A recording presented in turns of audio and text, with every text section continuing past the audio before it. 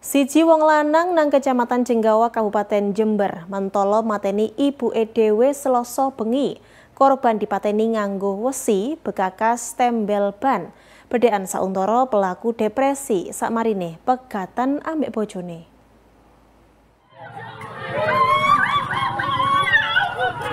Warga desa Kertonegoro Kecamatan Jenggawa Kabupaten Jember digegerno barek ono kedadean anak mateni ibuke dhewe Selasa bengi wingi. Pelaku Imam Gujali umur 35 tahun mentolo nganiaya ibuke Susanti umure 60 tahun.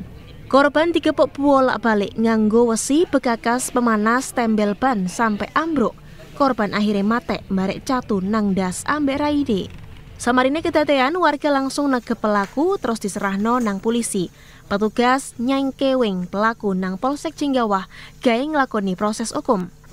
Teko TKP polisi yang ngamano barang bukti wesi bekakas tembel ban karo HP. Sauntara mayite korban divisum terus diserahno nang pihak keluarga gawe dikubur. Kapolsek Jenggawa AKP Eko Basuki ngomong pihak seinjerone perkara Rajapati iki.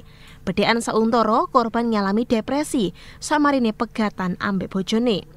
Tapi kae mestekno bedhekan iku polisi sik ape mriksa kejiwaane pelaku. Lutfi Kurohman, CTV.